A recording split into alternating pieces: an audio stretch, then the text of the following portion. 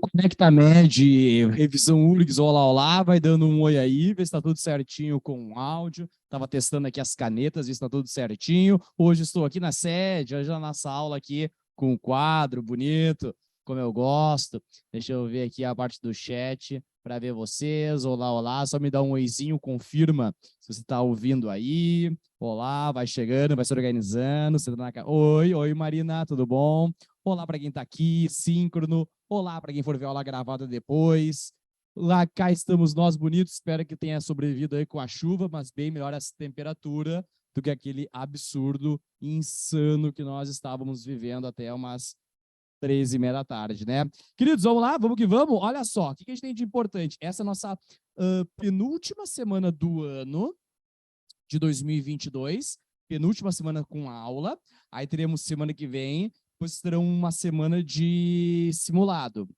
E depois a gente volta para uma semana de aula lá em 2023, antes da semana dos pré-provas. Então, o nosso curso Revisão está andando, nós estamos nos encaminhando agora para um segundo momento. Nós temos agora, então, mais 3 aulas normais do curso Revisão antes da semana dos pré-provas, porque aqui no Conecta Med nós vamos até lá, com crase, até as portas do vestibular da URGS. Quem vai chegando aí, olá, olá. Queridos, vamos lá, sem tempo a perder. Onde nós estávamos? Aula passada. O que a gente viu na aula passada? Final da Idade Antiga, vimos toda a Idade Média e começamos a Idade Moderna. Quem não viu a aula e ainda não assistiu a gravação, pegue da aula passada. A aula passada, no mínimo, uma questão ou uma questão e meia do que vai aparecer lá no dia 14 de janeiro de 2023, na prova de História da Universidade Federal. Olha só, tão importante. O que a gente já viu de história aqui no nosso curso Revisão? Tivemos 2 aulas. Uma aula de História Geral e uma segunda aula de História Geral. O que foi o primeiro dia de aula? Idade Antiga, da Mesopotâmia até a Roma Antiga. O que foi na nossa segunda, que foi da semana passada? Vimos da Roma Antiga até o início da Idade Moderna. Então, agora eu vou continuar a história geral na Idade Moderna, e depois, como eu prometi na aula passada, vamos para a história do Brasil. Claro que Brasil é no mínimo ali 40% ou 50-50 do que você vai ver nas 15 questões lá no meio de janeiro de 2023. Então, hoje, praticamente Brasil que mais nos interessa. Mas vou terminar o que faltou da aula passada.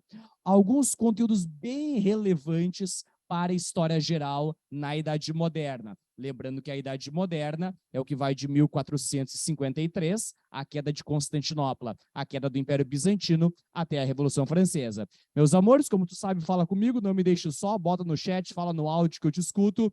Vamos aqui para o nosso quadro, olha só. Aula passada eu vi com você Renascimento Cultural. Estávamos em Idade Moderna, vi um primeiro conteúdo, Renascimento Cultural. Aí eu comecei um segundo conteúdo em Idade Moderna. Qual é o nome do segundo conteúdo que eu comecei com você na semana passada em Idade Moderna? Tem a ver com a Idade Moderna, formação dos estados modernos. O que são estados modernos? Os países. Então, jogando Copa do Mundo, os países, como você mais ou menos conhece hoje, surgiram na Idade Moderna, no conteúdo formação dos estados modernos. Ah, não posso dizer formação dos países? Tá, tudo bem, mas aparece mais em prova formação dos estados modernos.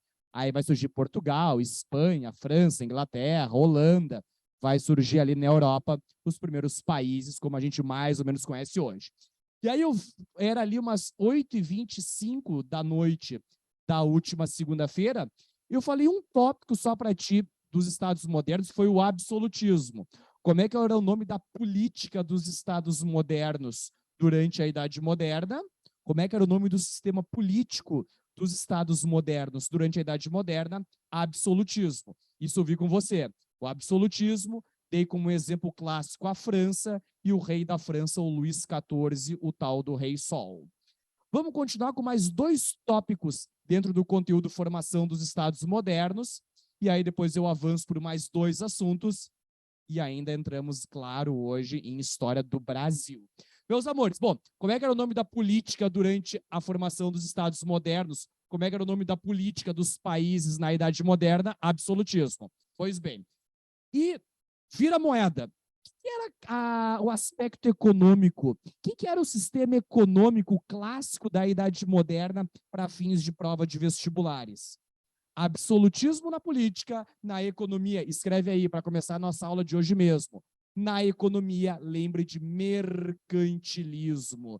Se aparecer esse termo mercantilismo, dia 14 de janeiro, esqueça a Idade Antiga, esqueça a Idade Média, vem para cá. Idade Moderna, início da Idade Moderna. O básico de mercantilismo que você tem que saber. Se ele era um irmão do absolutismo, se absolutismo e mercantilismo eram umbilicalmente ligados, para que tu acha que vai servir as ideias mercantilistas? Pensa, repetindo, absolutismo e mercantilismo são casados. Mercantilismo e absolutismo eram casados. Para que as ideias mercantilistas vão servir? Para enriquecer o bolso do rei de dinheiro, para enriquecer o bolso dos reis absolutistas de dinheiro. Então, Portugal vai ter suas ideias mercantilistas, a Espanha, a França, a Inglaterra, para encher o bolso do rei de dinheiro. A Holanda, uma exceção, a Holanda não era absolutista, tá? A Holanda não era absolutista. Mas Portugal, Espanha, França e Inglaterra eram. A Rússia também era, mas a Rússia que nos interessa para fins de prova não é agora. Meus amores, o que tu vai anotar do lado é o seguinte: falou de mercantilismo, falou de intervenção estatal. Falamos de um Estado do ente público intervindo na economia. Cuidado que intervenção estatal na economia tem em outros momentos da história. Presta atenção no que eu vou te dizer agora. O termo, vou tomar uma aguinha aqui, intervenção estatal ou intervenção do Estado na economia tem em outros momentos da história. Tu pode ver o termo intervenção estatal lá na era Vargas, na história do Brasil República. Tu pode ver a intervenção estatal nos Estados Unidos a partir do New Deal, um plano que tenta recuperar os Estados Unidos da crise de 29. Tu pode ver o termo intervenção estatal nas experiências socialistas do século XX, por exemplo, no antigo país chamado União Soviética. Então, cuidado com esse termo, tá? O termo é o mesmo, mas para momentos históricos completamente diferentes e com objetivos diferentes. Qual era o objetivo da intervenção estatal aqui? Encher o bolso do rei de dinheiro, encher o bolso daquela corte parasita de dinheiro. O que é um cuidado em prova que você tem que ter? O que é uma pegadinha que os vestibulares gostam de dizer? O mercantilismo era baseado em liberdade comercial. Não. O mercantilismo era baseado em liberdade econômica. Não. Adam Smith, que é um carinha que eu vou dizer daqui a pouco, Adam Smith era um filósofo mercantilista. Não. Então, mercantilismo não tem nada de liberdade comercial, mercantilismo não tinha nada de liberdade econômica. Era o rei controlando monopólios para enriquecê-lo de dinheiro, tá? Guarda bem, isso aqui te ajuda bastante. Aí, absolutismo na política, mercantilismo na economia. E aí um outro tópico para encerrarmos o conteúdo aqui na revisão, formação dos estados modernos ou formação dos países, dois nomezinhos bem famosos, que não são importantes só para o Exame Nacional do Ensino Médio, o Enem. Na URGS também cai bastante. Dois nomes de fulaninhos, de filósofos, de pensadores, que justificaram, que defenderam, que legitimaram o absolutismo, que legitimaram o poder concentrado nas mãos dos reis. Só um parênteses, um dos caras que eu vou dizer agora, no fundo do coração ele era um republicano. Tá? Ele tem outros livros em que ele deixa claro isso, mas o que cai na prova é o fulano absolutista. De quem que eu estou falando? Maquiavel. Lembre do, entre aspas, o italiano, porque a Itália não existia na época, tá? O florentino Maquiavel. Maquiavel era um teórico que justificou o absolutismo, que defendeu o poder concentrado na mão de reis. Maquiavel e depois o inglês Thomas Hobbes. Se aparecer para ti na prova, lá no dia 14 de janeiro, Maquiavel, Nicolau Maquiavel E se aparecer para ti Thomas Hobbes, que tu tem que lembrar? Caras que defenderam a porra do absolutismo. Se falar assim, Maquiavel, o teórico iluminista, tá errado. Hobbes, um filósofo iluminista, tá errado. Maquiavel e Hobbes, os que caem na prova, tá? O Maquiavel, o pensamento era mais complexo, tá? Mas o Maquiavel que cai na prova é o Maquiavel que defendia o absolutismo. O Hobbes que cai na prova é o Hobbes que defendia o absolutismo. Ah, então os caras que vão vir depois, como o Voltaire, Rousseau, Montesquieu, John Locke, vão contestar isso aqui? Sim, tem pensadores do início da Idade Moderna. Aqui na frente, Maquiavel e Hobbes. Depois terão pensadores no final da Idade Moderna. Por exemplo, John Locke, o Barão de Montesquieu, Voltaire, Jean-Jacques Rousseau e até mesmo Adam Smith. Os caras que vão vir depois vão criticar esse troço chamado de absolutismo e mercantilismo. Mas os que estão aqui na frente, Maquiavel e Hobbes, repetindo, se quiser escrever no lado do teu caderno, Maquiavel e Hobbes justificaram o absolutismo, defenderam o absolutismo, legitimaram o absolutismo, como você quiser. Firme? Tranquilo? Então, meus amores, história geral, Idade Moderna. Vimos Renascimento Cultural, terminei agora o conteúdo Formação dos Estados Modernos. Qualquer dúvida, joga no chat que eu vou olhar. Fala comigo em áudio que eu vou ouvir, tá? Vamos embora. Olha só, mais 2 assuntos pensando na URGS 2023. Sempre pensando na URGS 2023. Se fosse aula para a URGS 2022, eu separaria outros assuntos. Estou pensando na URGS 2023. Vamos para a independência dos... não, antes dos Estados Unidos. Vamos para a colonização da América Espanhola. Vou deixar a independência dos Estados Unidos como último assunto de idade moderna aqui. Doutores e doutoras, olha só. A gente fala muito, nós vamos falar daqui a pouco de Brasil colônia. Então, os alunos estudam muito, no colégio também, a colonização portuguesa. Colonização portuguesa ou Brasil colônia, o nome do assunto que tu vê lá no colégio. Mas atenção para um conteúdo que foi a colonização espanhola.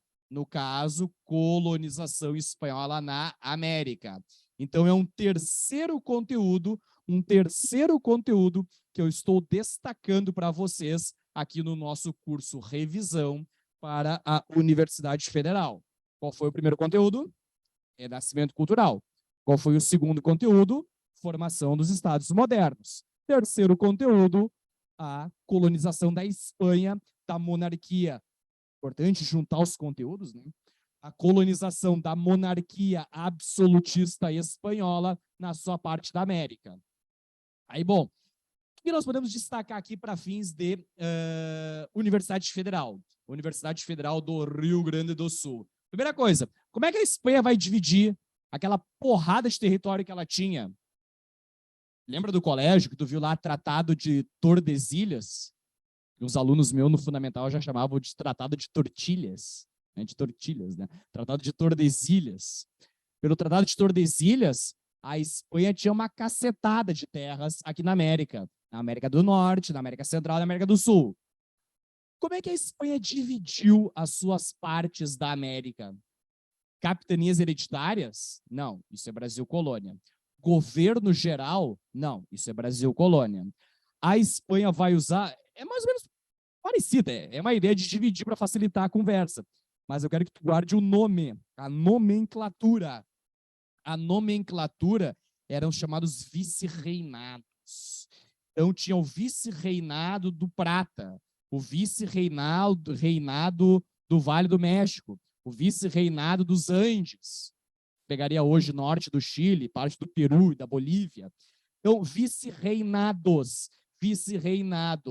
Vice-reinados foi como a Espanha dividiu a sua parte da América aqui no continente americano. Tem que saber o nome deles? Não, não precisa. Só fazer uma associação, tá? Isso aqui é mais ou menos... Lembra que a gente viu na primeira aula a Antiguidade Oriental, os persas? Como é que os persas dividiram do seu império lá na Antiguidade Oriental? Satrápias ou satrapias, províncias. Esses vice-reinados é como se fosse isso, tá? Províncias, pedaços, tentar facilitar a administração, leia-se, facilitar a exploração da Espanha sobre os seus pedaços da América. Aí vamos lá. Fernando, qual foi a mão de obra, os trabalhadores mais usados pela Espanha na parte que corresponde a ela na América? Cuidado para não dizer que foi escravidão africana. Tá? Escravidão africana vai ser a regra, vai ser mais utilizado na América Portuguesa, no Brasil colônia. Mas lá na América Espanhola, senhores, atenção, a mão de obra predominante, então a mão de obra, ou os trabalhadores, mas esse termo mão de obra as provas gostam. A mão de obra predominante, 2 pontos, quem foi a mão de obra predominante não foi do negro escravizado, foi do indígena. Tá, pode ser indígena.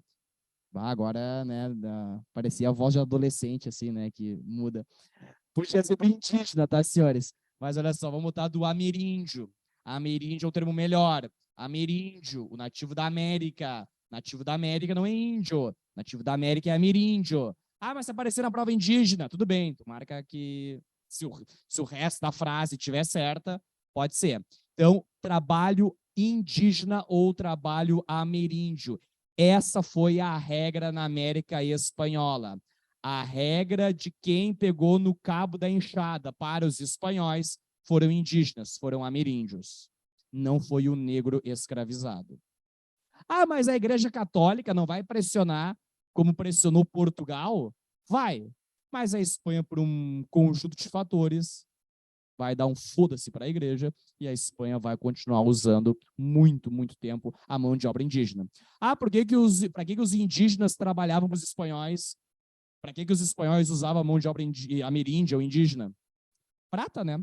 Pegar a prata da região do atual México, pegar prata da região da atual Bolívia, pegar prata da região do atual Peru. Isso aí. Ô, Fernando, o presidente tomou impeachment no Peru semana passada. Quer dizer, um impeachment, um processo de impeachment, vai dizer. Foi até preso, né? O Castilho. Tu acha que pode cair na questão número 15 da prova da URGS? Porque a URGS sempre gosta de uma atualidades. Não enlouquece, tá, senhores? A URGS gosta de atualidades, mas não algo tão perto, porque a prova já está feita, tá?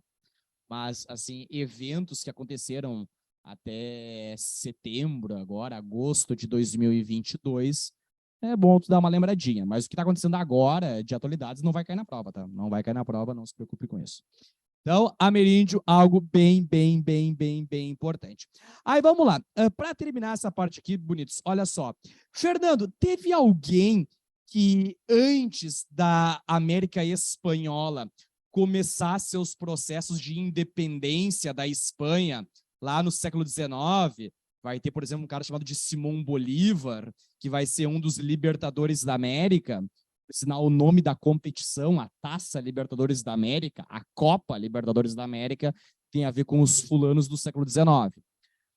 Mas antes daquelas independências, no século XIX, de Argentina, Paraguai, Bolívia, Peru, Chile, Equador, Venezuela, Panamá, Nicarágua, México, na América do Norte, teve algum evento anterior de contestação à Espanha e liderado por um descendente de ameríndio, por um descendente de indígena?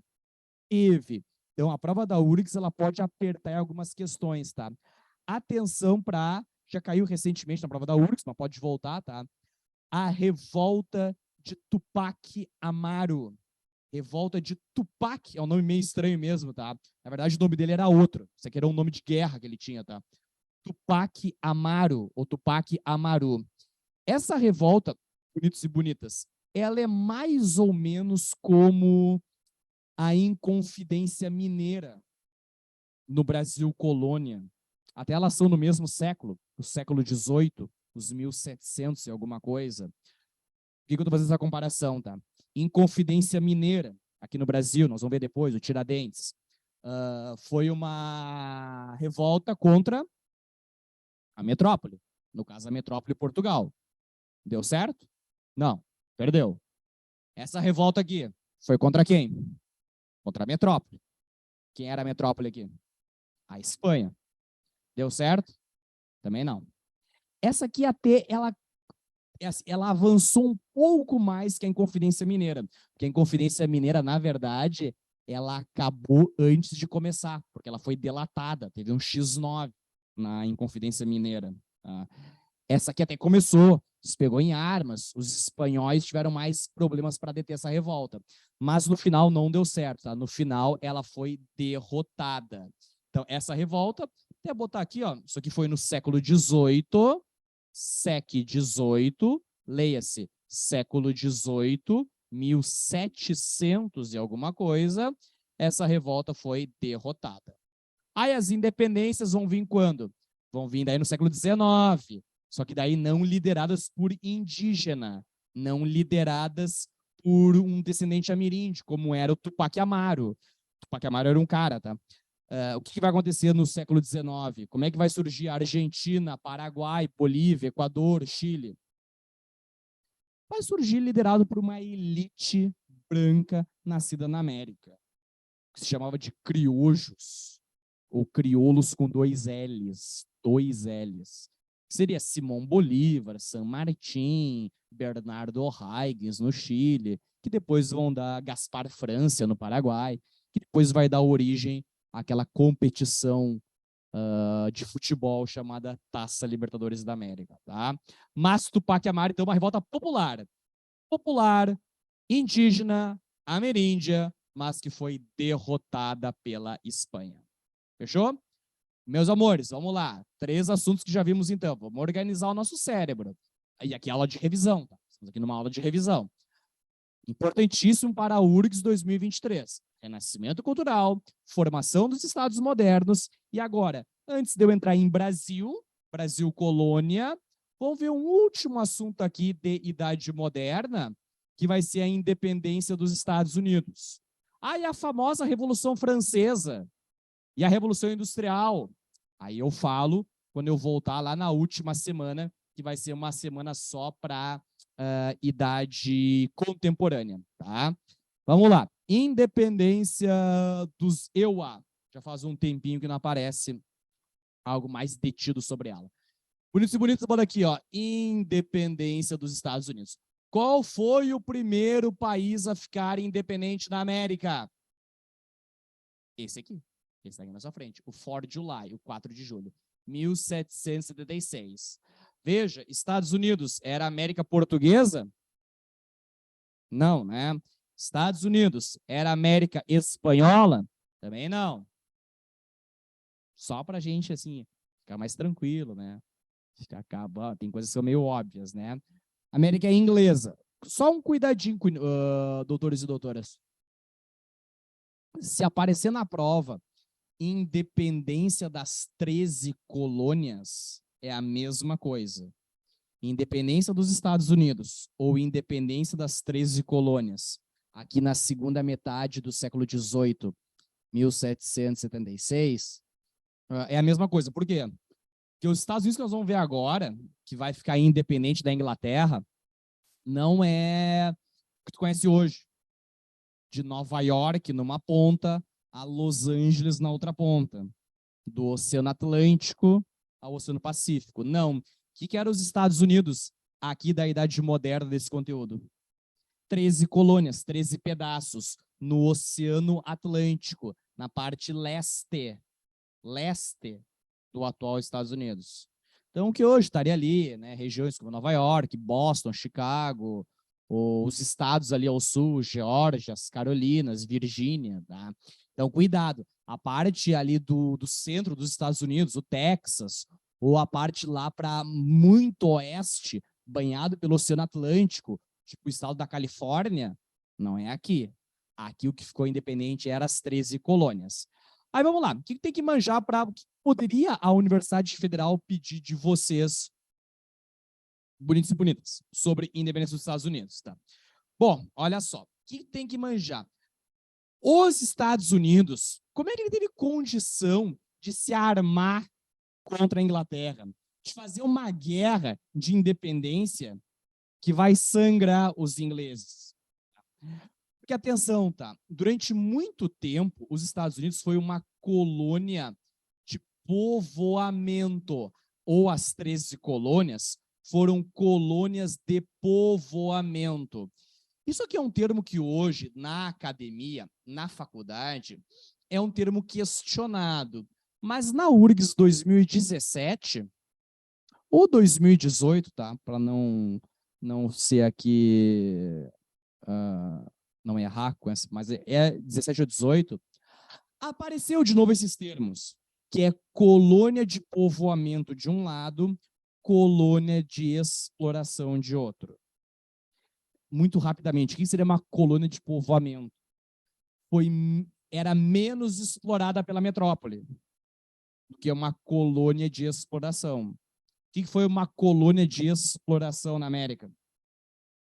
O Brasil, muito explorado. O que a Espanha fez com o seu pedaço? Colônias de exploração. Volto a dizer, tá? E se um dia você for estudar história na academia, na faculdade, ok, são termos questionados, mas o vestibular da URGS ainda apresenta esses termos, tá? Então, os Estados Unidos, as 13 colônias, durante muito tempo foi uma colônia de povoamento, não foi tão estuprada na sua riqueza quanto foi a parte da América que ficou na mão de Portugal e Espanha. Porque a Inglaterra era boazinha com as 13 colônias? Não. É porque a Inglaterra, no início, não achou o que ela mais queria rapidamente, que era o quê? Ouro e prata, que a Espanha vai achar. E a Inglaterra não estava muito afim de fazer como Portugal, pensar em alguma plantação de cana-de-açúcar. Então, a Inglaterra deixou aquela parte das 13 colônias meio que, dane-se, manda para lá uns colonos que nós não queremos aqui na Inglaterra, manda um pessoal fugido, alguns perseguidos por religião foram para lá nas 13 colônias. Então, foi se desenvolvendo autonomamente. Então, atenção, cuidado, tá? Vamos escrever do lado aqui, ó. A pressão fiscal inglesa, demorou. E como ela demorou, deu tempo para os caras se organizarem. Tu já tinha uma sociedade mais ou menos organizada nas 13 colônias, no que hoje está ali Boston, Nova York, blá, blá, blá, tá Filadélfia. Dava para os caras se organizarem, porque eles já eram autônomos. Já tinha uma riqueza circulando por ali. Claro que vai ter uma hora que a Inglaterra vai ver. Opa, eu deixei aquele pedaço lá meio ao léu. Agora tem o pessoal se desenvolvendo bastante lá. Aí, assim, aos 42 do segundo tempo, a Inglaterra vai voltar. Ou 13 colônias. E eu sou só metrópole. Pode passar impostos. Eu escrevi aqui pressão fiscal, né? O que seria uma pressão fiscal? Impostos. Quero impostos aqui para Londres. Quero impostos aqui para a Inglaterra. O que os colonos das 13 colônias, o que os colonos dos Estados Unidos vão dizer? Não, agora é tarde demais. Tu não foi metrópole antes, tu não quis agir como Portugal e Espanha antes, não vai ser agora que tu vai agir. O que a Inglaterra disse? Vou agir. O que os colonos disseram? Então vai ter guerra. E aí o pau vai quebrar. O pau vai quebrar. Vamos botar o nome do evento em que os colonos dos Estados Unidos começam as grandes batalhas. O evento, isso aqui é bem coisa para URGS, tá? Que é um pouco mais conteudista. Atenção para o evento chamado Segundo Congresso da Filadélfia. O Segundo Congresso da Filadélfia. Vai acontecer ali nas 13 colônias, ali na parte leste, e aí a elite política econômica dos Estados Unidos, das 13 colônias, vai se declarar independente. Aqui vai ter uma declaração de independência e, consequentemente, de guerra, né? Consequentemente de guerra, o pau vai quebrar entre soldados enviados pela Inglaterra lá da Europa e o pessoal que morava ali nas 13 colônias. Então, declaração de independência. Quando é que foi esse segundo Congresso da Filadélfia? Que ano? Que tu botou lá em cima antes? 1776. Declaração de Independência. E a partir daqui o pau vai quebrar. O pau vai quebrar, quebrar, quebrar, quebrar, quebrar.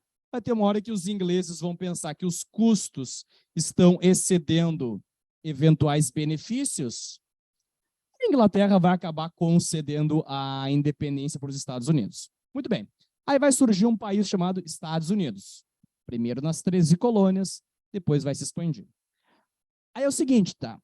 Atenção para os Estados Unidos independente, e eu termino a nossa aula de Idade Moderna aqui, para eu entrar em História do Brasil. Já vou entrar em História do Brasil. Último tópico. Bom, ok. Estados Unidos conseguiu ficar independente. Estados Unidos independente. Atenção para o que foi de novidade, o que esse primeiro país que surgiu na América trouxe de novidade para a ciência política internacional. E o que foi um problemaço que continuou nesse país mais 100 anos praticamente. Então, perdão, uma flechinha. Essa caneta preta aqui já era. Vamos pegar uma outra caneta preta. O que foi então de novidades? Novidades, originalidades, criações dos Estados Unidos. Não havia lá na Idade Antiga, da Atenas Antiga, lá na Grécia. Não tinha em Roma, não tinha na Idade Média. Não tinha nos primeiros países que surgiram absolutistas na Europa. É duas criações dos Estados Unidos. Hoje são muito famosas. Hoje parece meio óbvio, ainda mais num país como o Brasil, que tem uma tendência de soquia há muito tempo. Mas não é tão óbvio. Federalismo. O federalismo, ou seja, dar uma certa autonomia para as partes que compõem um país, por exemplo, com o nome de estados, é uma criação dos Estados Unidos. Depois, países como o Brasil vão aderir a isso. Alguns alunos chegam para mim e dizem: ô Fernando, tem certeza que os Estados Unidos é federal como o Brasil? Eu digo sim, Estados Unidos e Brasil, os dois são países federais, ligados ao federalismo. Aí tem aluno que desconfia e diz assim: tem certeza? Porque lá tem estado que pode pena de morte e outro estado não pode. Aqui no Brasil isso é impossível. Eu digo, é verdade, até aí tá bom. Aí ele diz assim para mim, o aluno: tá, então não é federal, então é uma confederação, porque tem muita autonomia. A confederação é um termo que já não se usa mais, tá? Confederação é uma coisa lá para até século XIX. Estados Unidos é uma federação, Brasil é uma federação. Qual é a diferença? É que os Estados Unidos é uma puta federação. Os Estados Unidos é muito federal. Ele é federal ao cubo. O Brasil é um federal light, tá? Mas o federalismo nasceu nos Estados Unidos. E outra coisa que nasceu nos Estados Unidos é a ideia do presidencialismo. Presidencialismo é uma criação dos Estados Unidos. Ou seja, o que era antes até o presidencialismo, que acontecia na Europa, para fins aqui de vestibular, o parlamentarismo. O parlamentarismo veio antes, mas os Estados Unidos vai criar a ideia do presidencialismo. Qual seria o charme? Qual seria o charme do presidencialismo? É que a população elegeria diretamente, o povo, ou quem pudesse votar, né, vai eleger diretamente o chefe de governo do seu país. No parlamentarismo não é assim. No parlamentarismo tu escolhe deputados e esses deputados, por sua vez, é que vão escolher o chefe de governo, que no caso de países parlamentares é o primeiro-ministro. É o caso da Inglaterra, que é uma monarquia parlamentar. É o caso da Alemanha, que é uma república parlamentar, embora a Alemanha também tenha presidente, mas a Alemanha é uma engenharia complexa, tá? Mas, em síntese, presidencialismo, criação dos Estados Unidos. Federalismo, criação dos Estados Unidos. Para terminar aqui, bom, mas cuidado que estava muito longe de ser a terra da alegria e da oportunidade desde sempre. Nem sei se hoje é assim, né? Claro que os Estados Unidos tem muitos pontos relevantes, tá? Lá vem um professor de história falar mal dos Estados Unidos. Não, é um país muito importante em termos de ciência, de tecnologia. O cinema, eu, por exemplo, né, vou ser um futuro diretor de cinema. Tem ótimos filmes nos Estados Unidos, ótimos, excelente. Tá? Então tem muita coisa importante nos Estados Unidos. Mas o país ainda tem vários problemas. Tá? Um problema aqui, bom, o país ficou independente em 1776, mas atenção, manteve escravidão. Em 1776, a escravidão continuou nos Estados Unidos. Ela vai até a Guerra da Secessão, lá no século XIX. Então, manteve a escravidão, escravidão negra africana, né? Manteve a escravidão até, vou colocar o ano aqui, até 1865.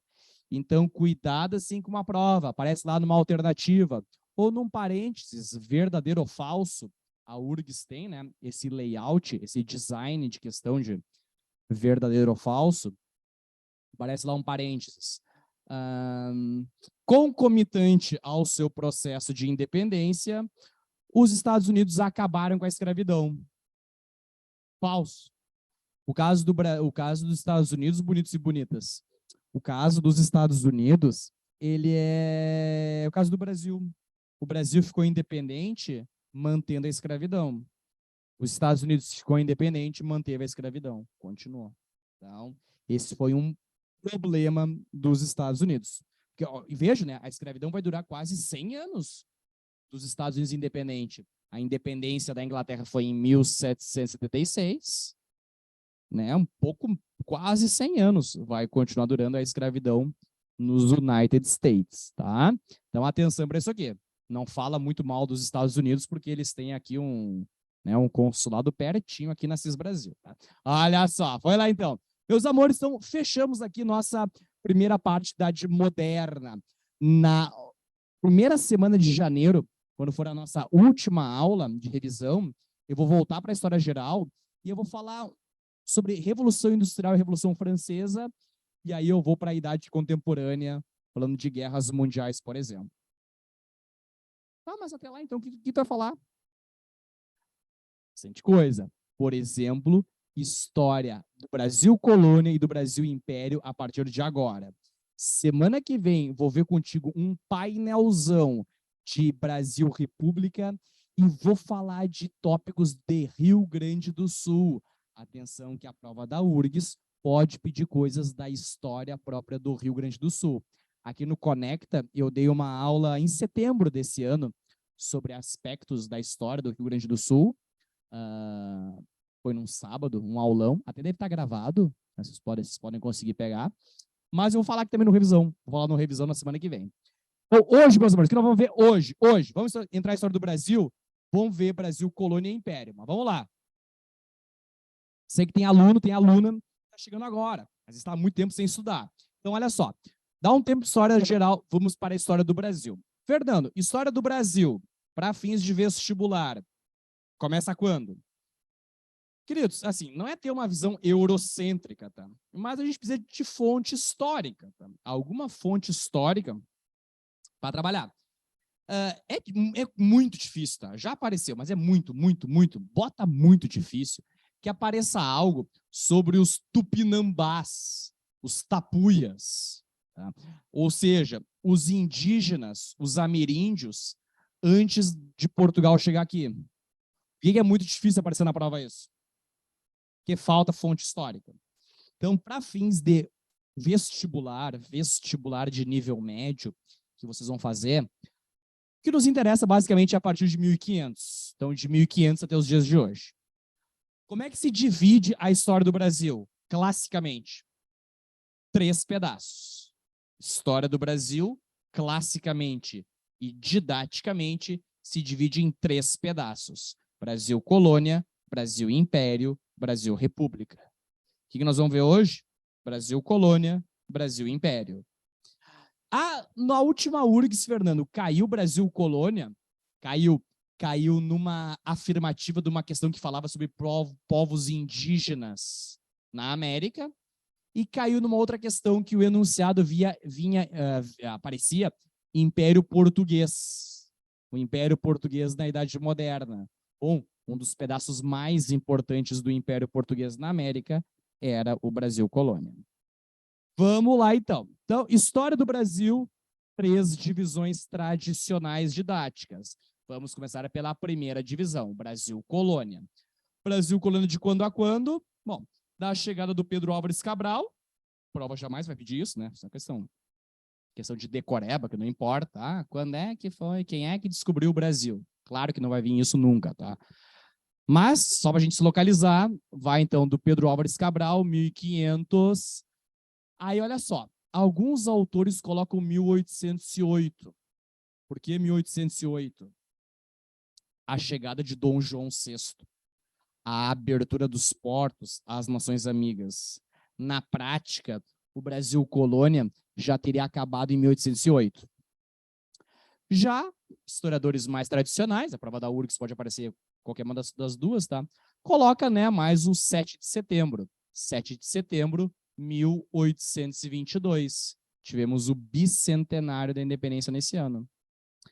E que, por sinal, caiu na última URGS 2 questões. Até, assim, muitos colegas, professores de história, e a gente comentou entre nós, né?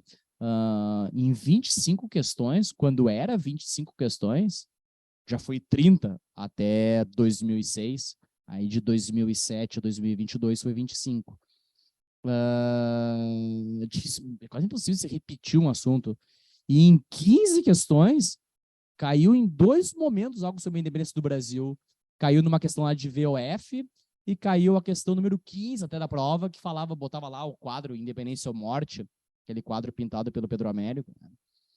Dificilmente vai aparecer, tá? Eu até nem vou aqui centrar muito fogo na questão da independência em 1822, que não deve aparecer de novo. Meus amores, da colônia, olha só, vamos dividir algumas coisinhas aqui, ó. Em termos políticos, tá? Como é que Portugal... Essa caneta aqui não... Aqui que eu tô com ela aí. Sai pra lá.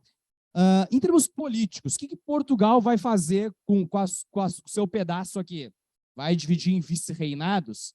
Não, vice-reinados que falamos antes. Vice-reinado é a Espanha que vai fazer. Como é que Portugal vai dividir o seu pedaço durante 300 anos de colonização aqui no Brasil, na sua parte, de acordo com o Tratado de Tordesilhas? Portugal vai usar 2 maneiras mais normais para a prova de ensino médio. Tudo aqui é mais complexo, tá? Tudo aqui é mais complexo. Mas nós estamos pensando numa prova de nível médio. Olha só, primeiro, lembra do colégio? Tu tinha aula lá, isso aqui era na 7ª série, perdão, era no 7º ano, na antiga 6ª série. Tu estudava de tarde, uma aula na terça-feira, às 14h30, 2h30 da tarde, um calor da porra na sala de aula, ventilador que não funcionava. Aí a professora dizia para ti, capitanias hereditárias. Bom, é para o aluno detestar a aula de história, né? Vamos lá. Que merda foram, senhores, as capitanias hereditárias? Foi uma tentativa de Portugal tentar facilitar o seu trabalho de ser filha da mãe e explorar o Brasil, tá? Capitanias hereditárias, eram lotes, capitanias, lotes, pedaços, que vai ser dividido para uma pequena nobreza portuguesa. E, assim, o que você tem que pensar, tá? Tu não tinha na época um livro assim, ó, 10 passos de como colonizar uma colônia. Até rimou, né? Não tinha um troço desse. Portugal vai ir na tentativa e erro, né? Portugal vai tentar pensar coisas para tentar colonizar e facilitar a sua exploração no seu pedaço da América. A primeira coisa que Portugal tentou aqui, então, foi o sistema de capitanias hereditárias. Aí também isso aqui tem muita divergência entre os historiadores. Uns dizem que isso aqui deu certo, porque começou as bases da colonização. Outros dizem que não deu certo e tal. Mas isso aqui vai durar cerca de 25 anos. Depois, Portugal vai criar algo que vai durar muito mais tempo. Vai ser o chamado governo geral. O governo geral. Primeiro com sede em Salvador. Salvador seria a primeira capital brasileira, embora o Brasil não existia na época, né? Não era independente. E depois, quando começar o ciclo do ouro, a economia mineradora, a capital vai virar o Rio de Janeiro. Tá? Tem alguém aqui no chat? Que eu vi uma coisinha aqui. Eu vi, não? Tô louco, tô louco. Tá, volta. Fernando, qual é a diferença? O que eu escrevo aqui no meu caderno, na minha folha, no meu fichário, no meu documento de Word, que eu abri aqui no meu PC, no meu Note, para não ficar assim tão pelado, capitanias hereditárias e governo geral, só para eu entender se uma diferença. Escreve do lado aí, ó, doutores e doutoras. Escreve do lado assim, ó. Do lado de capitanias, tu vai escrever assim: descentralização administrativa. Com SC, né? Descentralização administrativa. Porque eram lotes doados para uma pequena nobreza chinelona. Então, repetindo, capitanias hereditárias, descentralização política. Governo geral, pula ali embaixo. Tu vai escrever centralização política. Primeiro uma centralização em Salvador, depois uma centralização a partir do Rio de Janeiro. Que louco, né? O Rio de Janeiro foi capital durante o Brasil colônia, no segundo momento, todo o Brasil império e grande parte do Brasil república. Por isso que andar pelo Rio de Janeiro é andar por uma aula de história, né? Uma loucura, né? Bonitos, minha garganta não vai aguentar, tá? Vou pegar uma aguinha, já volta. Então, política aqui, vamos entrar nos aspectos econômicos. O açúcar, o ouro. Já vamos entrar. Espera aí, tô voltando. Só pegar uma aguinha, já volto.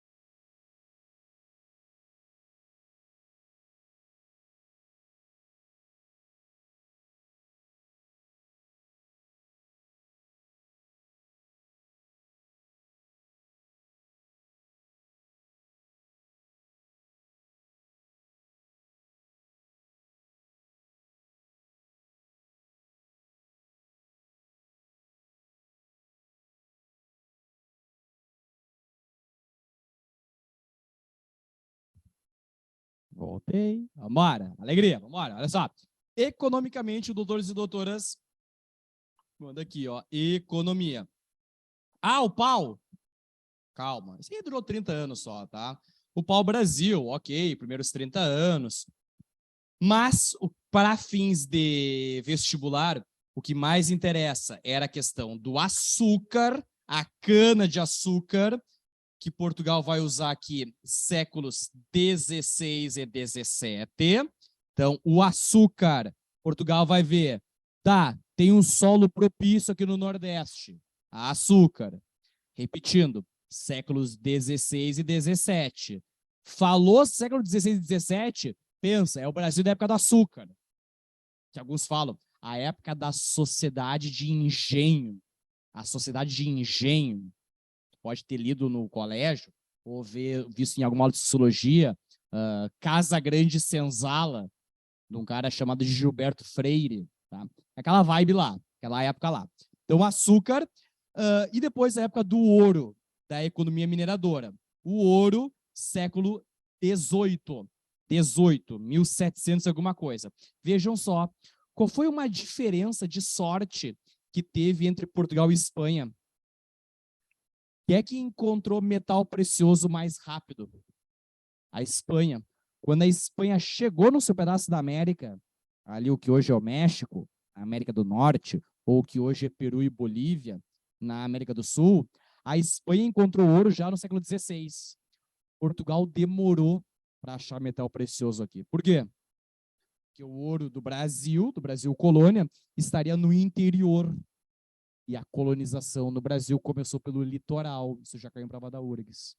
A colonização do Brasil começou pelo litoral. Tanto é que atenção para características básicas. Ó. Vamos escrever mais ou menos um pouquinho aqui. O que é uma coisa básica de açúcar, aonde nós estávamos aqui?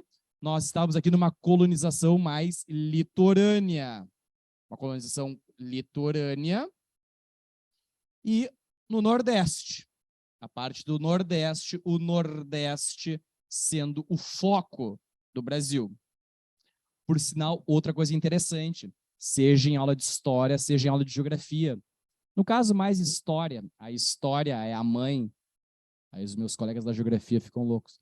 Mas a história que nos dá o longo prazo, qual foi o único momento em que o Nordeste brasileiro teve o foco da produção econômica nessa história mais de ensino médio que cai? Aqui, séculos 16 e 17.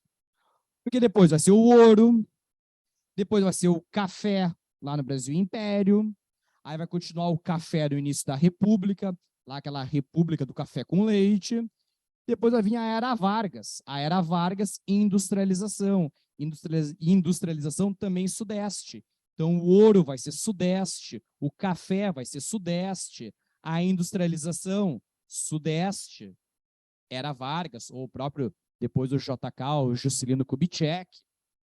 Então, interessante para a gente pensar a longo prazo. Mas, séculos 16 e 17, a sociedade de engenho ou da economia açucareira era lá no Nordeste o foco, lá onde Portugal tinha suas atenções. Depois o ouro, nós estávamos falando de uma colonização mais interiorana. O ouro teve uma colonização mais para o interior, as Minas Gerais, e daí o Sudeste começa a ser a região com mais foco de exploração por parte de Portugal. Tanto é que, por que a capital muda? Por que a capital vai mudar, bonitos e bonitas? Por que a capital vai mudar de Salvador para Rio de Janeiro? Porque durante a época do açúcar, era mais fácil roubar a cana e mandar açúcar para Portugal pelo Porto de Salvador. O que vai acontecer a partir da economia mineradora do ouro? Vai ser mais fácil roubar ouro pelo Porto do Rio de Janeiro. Até o ano é 1763, mas não precisa botar assim o ano aí. Uma última coisinha, tá? Se tu compara a época do ouro, da economia mineradora, ou seja, se tu compara o século XVIII da colonização portuguesa com os outros séculos, aqui nós começamos a ter, tá, a partir dessa economia mineradora, a partir desse Sudeste, a partir desse novo foco português aqui na sua parte da América, nós começamos a ter um certo mercado interno que vai surgir aqui no Brasil. O que nós estamos querendo dizer? E já apareceu no Maurix, até no Maurix, que era uma questão que era afirmativa 1, 2 e 3. Seguinte, vai ficar uma região mais urbana, vai ser mais urbanizada a colonização da mineração, do ouro. Aí vai chegar lá em Vila Rica, atual Ouro Preto. Ouro Preto, que fica ali a 100 quilômetros de Belo Horizonte, capital de Minas Gerais. Aí vai chegar um monte de gente lá em Vila Rica. E em outras cidades perto, que hoje é Diamantina, e vai lá. Pô, muita gente perto, que imagina assim, ó, com uma picareta, boa vontade e um pouco de sorte, tu podia encontrar ouro. Claro que depois grande parte desse ouro ia ser revertido para Portugal, mas alguma coisa poderia ficar para ti. Então vai ter um monte de gente lá. Um monte de gente num lugar vai ter que ter mais comércio, vai ter que vestir esse pessoal, vai ter que alimentar esse pessoal. Vai começar a se criar um certo mercado interno no Sudeste brasileiro. Daí por que no açúcar não foi assim, Fernando? Pô, o que era a economia açucareira? O que era a sociedade de engenho? Uma porrada de fazenda separada uma da outra. Uma porrada de latifúndio separado um do outro. Então não tinha como na época do açúcar, séculos 16 e 17, se fomentar, se suscitar, se estimular um mercado interno, como vai acontecer na época do ouro, como vai acontecer na época da economia mineradora. Então isso aqui é um aspecto um pouco difícil, mas atenção, senhoritas e senhores, que isso aqui pode aparecer como já apareceu na prova da URGS, tá? Guarda bem isso aqui, por favor. Ah, e o Tiradentes. Tiradentes, calma. Antes, questão social da colônia. Socialmente, Fernando, o que isso pode aparecer para mim na prova da URGS sobre a época do Brasil colônia? Bom, entre várias coisas possíveis, aqui estamos num curso revisão. Estou num curso revisão. Claro que você tem que saber os dois tipos, as duas modalidades de escravidão que vão ocorrer aqui na América Portuguesa, aqui no Brasil colônia. Então, política, capitanias, governo geral. Teremos de economia, o açúcar e o ouro, ou como alguns professores falam, o ciclo do açúcar, o ciclo do ouro, tudo bem. Ou economia açucareira e economia mineradora. Então, vimos política, economia, socialmente, atenção, bonitos e bonitas, para escravidão ameríndia, ou seja, indígena. A escravidão ameríndia, houve no Brasil colônia escravidão indígena, houve no Brasil colônia escravidão ameríndia, e depois a escravidão africana, negra africana. A escravidão africana. Vamos lá. Qual é que vai durar muito mais tempo? Isso aqui acho que é meio fácil, né? Vocês sabem, né, do colégio, lá da época do ensino fundamental, do ensino médio, a escravidão africana dura muito mais, dura mais tempo. A questão é, e por que a escravidão ameríndia? Presta atenção no que eu vou dizer agora. Oficialmente falando, na prática, vai ter escravidão ameríndia e indígena por muito tempo. Mas, oficialmente falando, por que vai ter uma hora que Portugal vai proibir a escravidão ameríndia aqui no Brasil colônia? Já vai ser no século XVI, já vai ser nos 1500 e alguma coisa. Escreve do lado ali, ó. Escreve do lado. Do lado de escravidão ameríndia, do lado de escravidão indígena, doutores, escreve do lado assim, ó. Pressão contrária da igreja. Pressão contrária da igreja. Leia-se, a igreja católica, a católica apostólica romana. Então, pressão contrária da igreja. Ah, porque a igreja era fraterna? Claro que não. O que dizia a igreja católica na época, tá? Os indígenas ali, os tupinambás, o que seja, estavam num jardim do Éden. Não tinham tido a oportunidade de ouvir a palavra de Deus. Eles têm que ter a oportunidade de ouvir a palavra de Cristo. Deixa para nós, sem escravizar eles. O que vai acontecer com os ameríndios aqui? Catequese. Catequese no lombo deles. Mas escravidão pura e simples, eu, igreja, exijo que o governo português, que a monarquia absolutista espanhola e a monarquia absolutista, que a monarquia absolutista portuguesa e a monarquia absolutista portuguesa era muito cristã católica, eu, igreja, exijo que vocês, monarcas absolutistas portugueses, proíbam a escravidão ameríndia nesse Brasil colônia aí. Tudo bem, proibido. Agora atenção para a prova da URGS, tá? A prova da URGS quer a candidatos e candidatas bem atentos. Bom, acabou, oficialmente falando, acabou a escravidão ameríndia, já no século XVI. Mas a violência acabou? Contra o indígena? Não, né? Porque a catequese é uma violência. É uma violência simbólica. A catequese daquele jeito lá, tá? Porque era uma catequese goela abaixo do indígena. Era uma catequese goela abaixo do ameríndio. Em sociologia vocês veem isso, né? As violências simbólicas. Era uma violência cultural, que era obrigação. O indígena era obrigado a frequentar aquelas catequeses dos jesuítas, por exemplo. Tinha jesuíta espanhol e português, mas aqui estão falando de portugueses. Então, a igreja pressionou, acabou oficialmente. Bom, e a escravidão africana, negra africana? O que a igreja disse? O que a igreja católica disse? Escravidão africana pode ter. Isso aí não me interessa. Então, essa aqui, a igreja não levantou um pio, E tem uma segunda explicação. Como é que tu trazia o africano sequestrado lá da África, aqui para a América? Como é que tu trazia? Nos navios. Os navios tumbeiros, como alguns colocam, tumbeiros de tumbas, muitos morriam na viagem. Lembram do tráfico, o tráfico atlântico, ou o tráfico negreiro, que alguns usavam no passado, tá? Portugal vai ganhar muito dinheiro, não só explorando o trabalho escravo aqui, mas Portugal também vai ganhar no tráfico. Portugal vai ganhar na vinda dos africanos para cá, que dava muito dinheiro. Um absurdo, né, pensar isso, né?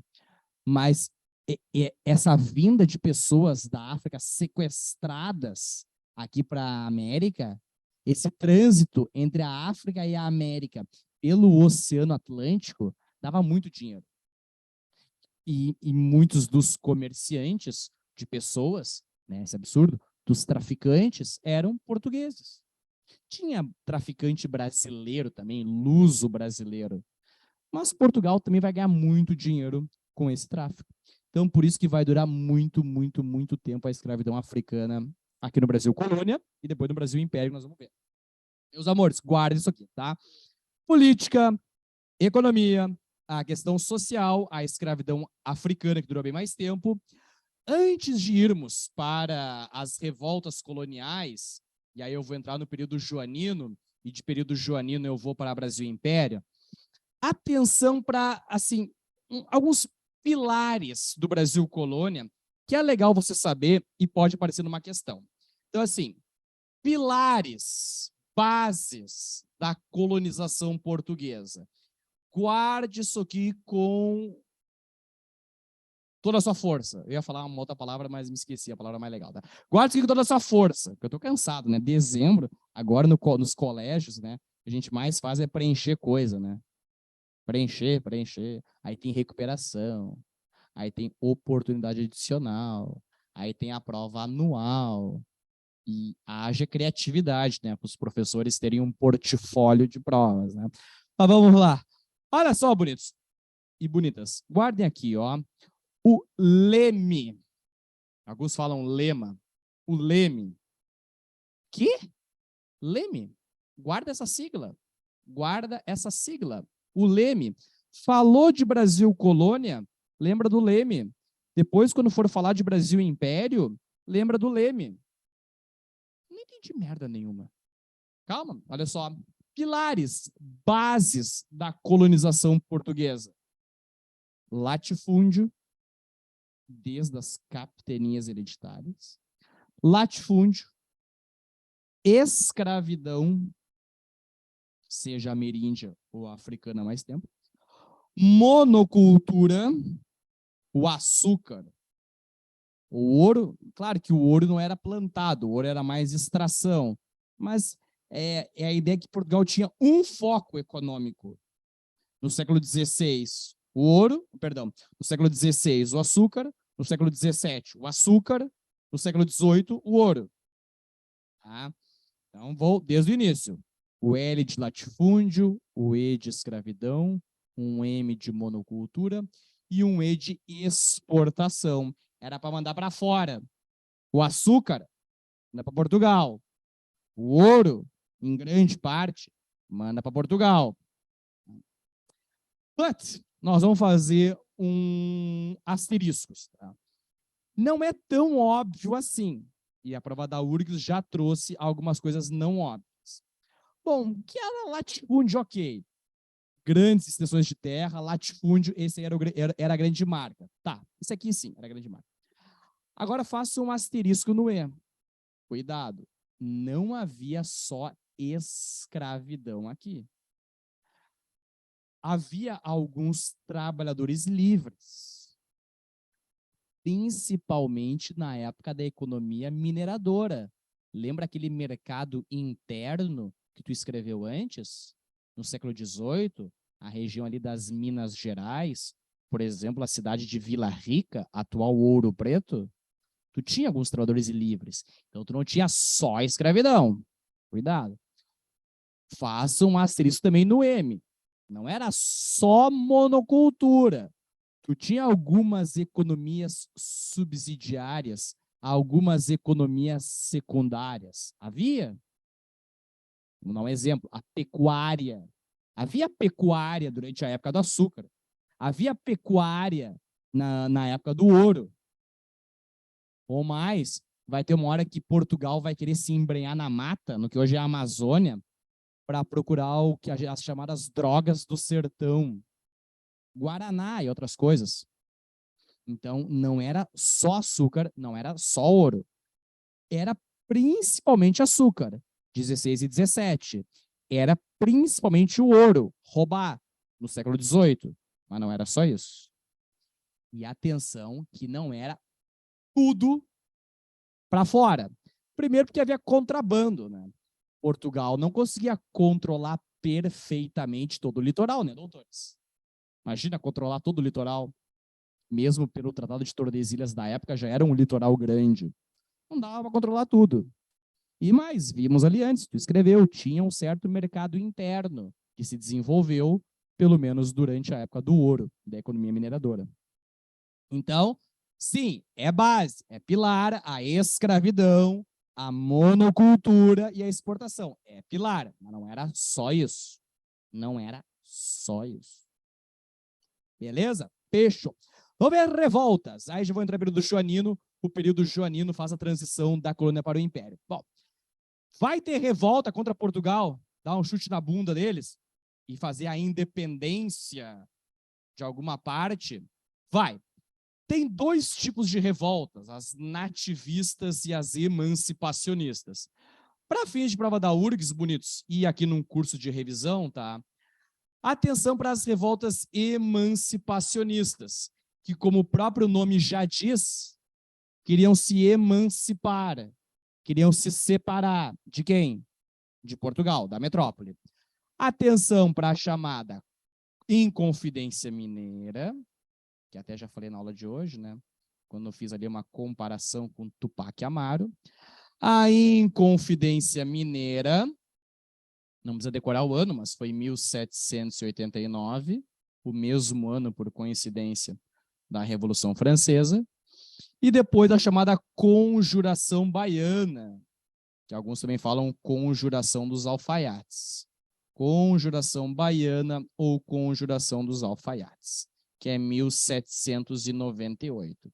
Olha só, cidadãos, olhem só. Ponto em comum. O que era comum entre a Inconfidência Mineira e a Conjuração Baiana? Queriam se separar de Portugal. Foram revoltas emancipacionistas. Isso é o que é comum. Então, quem quiser, escreve no caderno. Aqui no quadro não vai dar espaço, tá? Por causa da câmera. Então, escreve no teu caderno. Quem quiser. E a minha memória é muito boa. Eu vou lembrar lá no dia 14. Tudo bem. Mas vamos lá. Olha só. Ponto em comum, então, eram separatistas, emancipacionistas. Queriam se separar de Portugal. Agora, o que as provas gostam que candidatos e candidatas saibam que foi uma grande diferença entre elas? Que uma foi em Minas Gerais, outra foi na Bahia. Isso não importa, né? Óbvio. Olha só, senhores. É a questão da escravidão, do trabalho escravo. No caso, o trabalho escravo africano, da escravidão africana. A Inconfidência Mineira não é que ela fosse contra o fim da escravidão. Até pode ser que fosse contra o fim da escravidão, porque foi uma revolta mais elitista.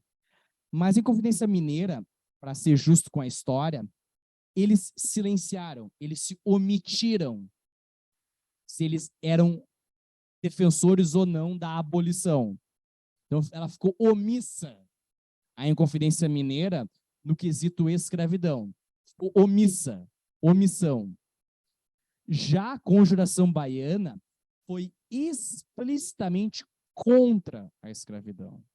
Então, a Conjuração Baiana foi declaradamente, explicitamente contra a escravidão, ou foi declaradamente abolicionista. A baiana declaradamente abolicionista. A Inconfidência Mineira silenciou. Fernando, não teve nenhuma coisa em comum que os dois perderam? Sim, as duas perderam, né? Na verdade, as duas, eu até comentei antes, mas repetindo, as duas acabaram antes de ter começado, tá? Porque as duas vão ter um delator, um traidor, as duas revoltas, tanto a de Minas Gerais, do Tiradentes, quanto ali na Conjuração Baiana. Mas, então, ponto em comum contra Portugal, diferença, o que eles pensavam sobre a escravidão. Muito bem. Quantas fases tem o Brasil? 3. Colônia, Império, República. Fernando, o que faz a transição da colônia para o Império? Essas revoltas? Não, porque elas perderam, né? Podia ser essas revoltas aqui, mas elas perderam. Portugal ganhou. O governo português silenciou na violência essas revoltas aqui. Então, o que vai fazer a transição é um momento entre 1808 e 1822, que eu não vou me demorar muito aqui, queridos, porque, como eu falei, caiu na última URGS já 2 questões. Mas vamos lá. Então, antes do Brasil Império, atenção para o chamado governo, o período joanino. Vou botar governo, tá? O governo joanino. Dom João VI, o governo joanino, que vai de 1808 a 1821, porque entre 21 e 22 nós teríamos tido a curta regência do futuro Dom Pedro I. Então, período joanino, olha só, governo joanino. Lembra, eu ia dizer, né, a Cidade dos Homens, o Acerola e o Laranjinha? Vocês não viram, né? Isso é muito antigo. Que era uma série que passava na Globo. Aí teve um episódio que o Acerola, que é o DG, que participou do Big Brother, né? Ele explica lá as guerras napoleônicas. Explica, né, aí usando a realidade de uma comunidade pobre, né, infelizmente, lá no Rio de Janeiro. Mas vamos lá. Napoleão Bonaparte. Napoleão proibiu países de comercializar com a Inglaterra. Portugal descumpriu. Dom João VI descumpriu Napoleão. O que Napoleão fez? Invadiu Lisboa, invadiu Portugal. O que pensou Dom João VI? Sou um corajoso morto, sou um covarde vivo. Pensou em ser um covarde vivo. Deixa eu ver aqui. Né? Melhor série. Aquela série era muito boa, né? Aquela era 2003, 2004, né? Teve várias aquela série. Então, Dom João VI com Carlota Joaquina vieram para cá. Dom Pedro I pequenininho vieram para cá. Muito bem. Aí, quando chegaram aqui, o que vai rolar? Eu quero destacar aqui, meus amores, numa aula de revisão, tá? Eu quero destacar aqui 2 pontos, tá? 2 pontos. A abertura dos portos, que já vai rolar no ano de 1808, e depois um evento no final do governo joanino, que vai acontecer lá em Portugal, depois que o Napoleão já tiver sido expulso, que vai ser a chamada Revolução do Porto. Vou explicar aqui, tá? A Revolução do Porto. A Revolução do Porto é 1820. Revolução do Porto, 1820. Isso aqui é diferente, tá? Elas são completamente diferentes nas suas abordagens, nos seus objetivos. Ó, fazer aqui o sinal de diferente. Dom João VI chegou aqui, a abertura dos portos. Agora, a elite comercial brasileira, presta atenção nas minhas palavras agora. A partir da abertura dos portos, a elite comercial brasileira vai começar a ter um gosto de autonomia. Porque é a abertura dos portos. A abertura dos portos não tem mais Portugal nos controlando, até porque Portugal tinha sido invadido pelo Napoleão. Tinha sido invadida pela França. Então, tá. Passou o tempo, Napoleão foi derrotado, a elite portuguesa, irritada com o seu rei, que não saía do Brasil, não saía do Rio de Janeiro, o rei podia voltar depois que o Napoleão foi derrotado, e o rei não voltou, o Dom João VI não voltou, o Dom João VI continuava no Rio de Janeiro. que a elite aí econômica portuguesa vai fazer, na chamada Revolução do Porto? Vai exigir a recolonização do Brasil. Vai exigir, a partir da Revolução do Porto, o fim da abertura dos portos. O que a elite comercial brasileira vai dizer? Nem pensar. Isso aqui é mais, assim, ó, vamos pensar. Você sai na noite, no baile funk, com 15 anos. Isso é a abertura dos portos. Então, com 15 anos, já tem o gosto da autonomia nas festinhas. Agora vai ter baile da favorita, né, Luísa? Eu vou ir. Ai, que emoção. Tá, cala a boca. Olha só. Me perdi. Onde é que eu tava nessa merda aqui? Tá. Abertura dos esportes. Muito bem. Onde é que eu tava? A abertura dos esportes era você saindo na festa com 15 anos. Aí, faz 19 anos. Com 19 anos, o pai e a mãe vai dizer assim, agora tu vai ficar em casa. O pai e a mãe dizendo, com 19 anos, agora tu vai ficar em casa, é a Revolução do Porto. Vai rolar uma coisa e outra? Claro que não, né? Depois que tu tem o gosto da autonomia, não tem como fazer o relógio da história voltar atrás. Não tem como.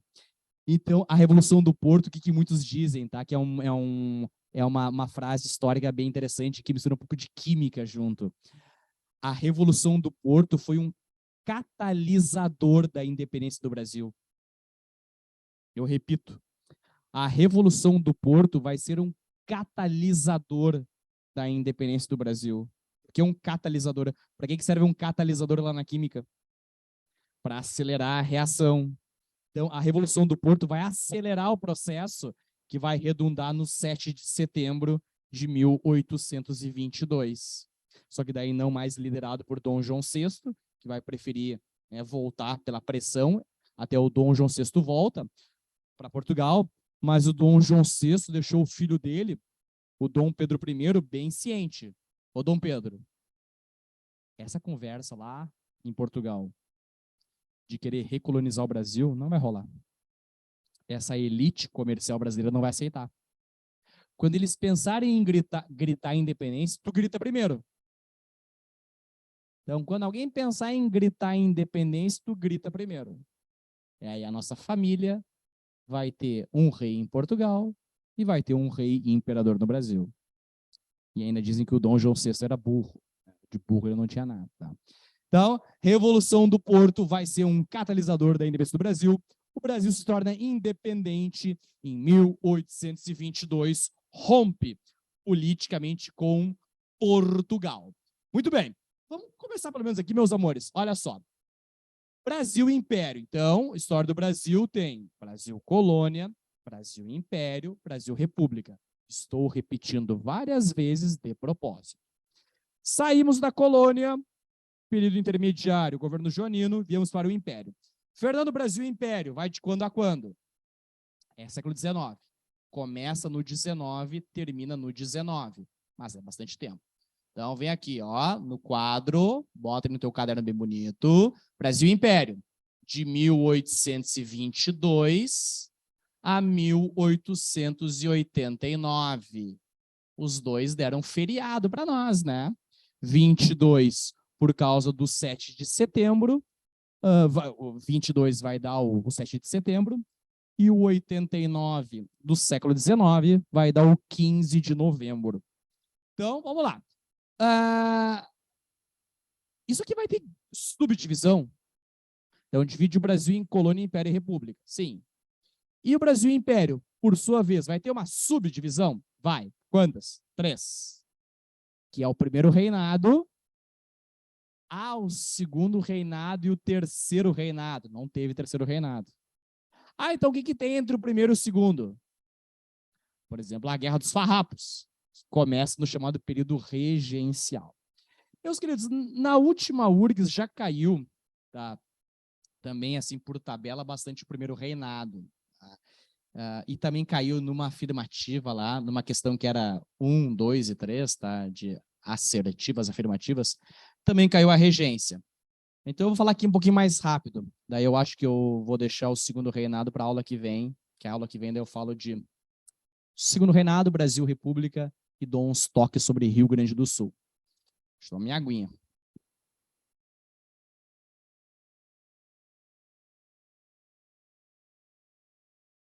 A voz está indo, vamos lá. Então, primeiro reinado, meus amores, primeiro reinado vai de 1822, primeiro reinado vai de 1822 até 1831. Não é que tem que decorar isso aqui, mas na prova pode aparecer, repetindo, não quero que você decore, não é para te decorar, mas só para te localizar. Fernando, o que pode se destacar aqui para mim, para fins de prova? Bom, quando um país surge, o que um país tem que fazer? Uma Constituição. A primeira Constituição do Brasil vai acontecer aqui no primeiro reinado, que vai ser a Constituição de 1824. A Constituição, 2 anos depois da independência, a Constituição de 1824. Quantas constituições o Brasil já teve? 7. Nós estamos na nossa 7ª hoje, que começou em 1988. Então, 1824, uma Constituição autoritária. Entre vários pontos de destaque, que eu quero que você lembre aqui, para provas, que aqui tinha 4 poderes. Tinha o executivo, tinha o legislativo, tinha o judiciário e tinha uma excrescência, chamada de poder moderador, que estava na mão, adivinha de quem? Do Pedrinho. No caso aqui, o Pedrinho I. Poder moderador. Então, se dentro do poder executivo, se dentro do poder legislativo, se dentro do poder judiciário, algo acontecesse que o Pedrinho não gostasse, poder moderador. O poder moderador estava acima dos demais. Estava acima dos outros 3. Quando vier o Brasil República, isso aqui vai acabar. Tá? Alguns dizem que hoje o Exército é um poder moderador por causa do artigo 142 da Constituição Federal de 1988. Não. Tá? Foi mal redigido aquele artigo, tá? Pelo Constituinte em 87, e a Constituição foi promulgada em 88. Foi mal redigido. Mas nenhuma Constituição iria criar uma armadilha para ela mesma, né? Ah, fecha parênteses, não interessa. Então, guarde isso aqui, tá? Guarde isso aqui de primeiro reinado, meus amores, por favor. Outra coisa, tá? O Brasil ficou independente em 1822. Trocou a divisão, que os historiadores falam, de colônia para império. Mas o que vai continuar? A sigla. Aquela sigla vai continuar. O Brasil vai continuar um país de latifúndio. O Brasil vai continuar um país de escravidão. O Brasil vai continuar a monocultura, que a partir do fim da regência e segundo reinado, o café vai liderar. E não vai ser café para brasileiro tomar cafezinho, né? Você vai mandar para fora em grande parte. O nosso leme continuou. Tanto é, meus amores, que geralmente quando cai independência do Brasil ou a transição da colônia para o império, da colônia para a independência, é mais para vangloriar ou mais para criticar? Para criticar, que foi um lixo a nossa independência. Primeiro que a gente ficou independente com um cara que nasceu em Portugal, Dom Pedro I, o filho de um rei português. Um rei absolutista, que era o Dom João VI. Segundo, aqueles problemaços, latifúndio, escravidão, monocultura, e só mandar para fora, continuou. Então, olha só, teve mais continuidades ou mais rupturas a passagem da colônia para o império? Muito mais continuidades. Muito mais permanências.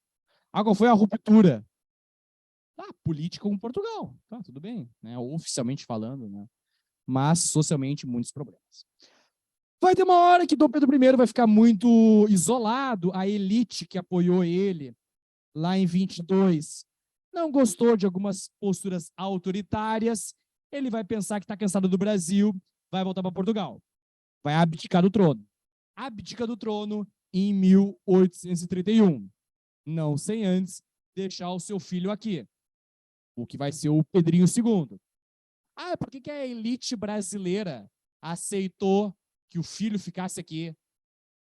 Porque a elite brasileira sabia que o Pedrinho II ia ficar sozinho aqui, sem pai nem mãe. O pai voltou para Portugal. E não ia vir aqui para visitar ele nos fins de semana, né? O pai foi para Portugal. A mãe tinha morrido. Nem mãe o guri tinha mais. Então, o que a elite brasileira ia fazer com ele? Ia doutrinar o guri. Ia doutrinar ele para que ele não enchesse o saco da elite brasileira como deputados e senadores. Iam dar um caderno de caligrafia para ele e obrigar. Escreve assim, ó. O imperador não pode ser autoritário. O imperador não pode ser autoritário. Escreve essa frase 100 vezes. Doutrinar o guri. Só que até o guri ter idade, vai ter a tal da regência. Acaba a aula aqui, meus amores. 2. Fala do segundo reinado ano que vem. Regência. A regência era para durar mais tempo, que vão acelerar a maioridade do piá, né? Ela vai de 1831 até o chamado golpe da maioridade em 1840. Bom, numa aula revisão aqui, tá? Aqui que tu tem que lembrar. Pensa que o período regencial, pensa que esses 9 anos de período regencial no Brasil é o professor estagiário ou estagiária que aparecia lá no teu colégio. O pessoal mal e mal respeitava o professor. Que dirá o estagiário e a estagiária. Então, assim, ó, os caras mal e mal respeitaram Dom Pedro I. Que dirá regentes, os regentes, aqueles políticos que vão administrar o Brasil até a maioridade de Dom Pedro II. O pau vai quebrar no Brasil durante 9 anos. Então, a grande marca, meus queridos, a grande marca disso aqui, do período regencial, foi a instabilidade política. A instabilidade política. Tá? Então, vai ter revolta para vários lados do Brasil. Qual foi um grande, não é o único, mas um exemplo bem famoso de uma revolta contra o Rio de Janeiro, contra os regentes? Nós que vamos fazer a prova da Universidade Federal do Rio Grande do Sul, os farrapos. O pessoal chama de revolução, não foi revolução, tá? Porque não queria o fim da escravidão, sinceramente falando. Mas a Guerra dos Farrapos, ela começa no período regencial. Depois ela vai se estender por um pedaço do segundo reinado ainda, tá? Mas ela dura 10 anos. Vai de 1835, Bento Gonçalves, aqui em Porto Alegre, e vai até 1845, no chamado Tratado de Ponte Verde. Então, Guerra dos Farrapos, não me bota na colônia. Guerra dos Farrapos, não me bota na república. Guerra dos Farrapos está no Brasil Império. Em que momento do Brasil Império? Na época da regência, na época regencial, começa ali e avança um pouquinho pelo segundo reinado. Em que contexto que ela estava? De outras revoltas. A professora pedia lá no colégio assim, cada grupo vai pegar uma revolta. Vocês vão pegar a sabinada, vocês vão pegar a balaiada, vocês vão pegar falei a cabanagem? Falei, não. Vocês vão pegar a cabanagem, vai pegar a balaiada, vai pegar a sabinada, vai pegar os farrapos. Depois vocês vão apresentar para a turma. Ninguém prestava atenção em porra nenhuma do outro grupo, né? Mas acontecia isso aí, né? Então, vai ter outras, mas os farrapos vai ser a mais famosa. Quando a elite política brasileira vê que o Brasil está pegando fogo demais, o que vai se propor? Olha, aumenta a maioridade desse piá. Acelera a maioridade para 14 anos, só dele. Eu sei que isso parece hoje meio imbecil, tá? Grande coisa. Um adolescente de merda conseguir ser imperador com 14 anos, por que isso iria pacificar o Brasil? Hoje, em 2022, pode parecer meio louco isso, tá? mas na época fazia algum sentido de dar uma certa unidade simbólica ao Brasil. O próprio Bento Gonçalves, líder aqui da Guerra dos Farrapos, tem algumas fontes em que ele dizia que até respeitaria o imperador, mas os regentes ele não respeitava. Então, nós vamos ter em 1840, o que acaba a regência, meus amores? Acaba a aula aqui. O que vai acabar a regência? O chamado golpe da maioridade. Ou seja, aceleraram a maioridade do imperador Pedrinho II. Primeiro era de 21, depois foi para 18. Aqui em 1840, para 14 anos. E aí nós vamos ter alguém no Brasil, no troninho, com 14 anos, no auge da sua atividade reflexiva. Só que não, né? Então, aqui começa. E aí teremos o importantíssimo segundo reinado. Só que o importantíssimo segundo reinado na segunda-feira da semana que vem. Semana que vem, segundo reinado e Brasil República. O café com leite, Getúlio Vargas, JK, o Jango, a ditadura civil-militar. Aula que vem muito Brasil República, que as provas gostam. E vou fazer umas lembranças de Rio Grande do Sul, especificamente. Quem foi Júlio de Castilhos? Quem foi Borges de Medeiros? Falaremos semana que vem. Cuidem de vocês, cuidem de quem vocês gostam, não procriem e a gente se fala. Tchau, tchau. Obrigado, capaz, obrigado. Excelentes são vocês. Tchau, tchau.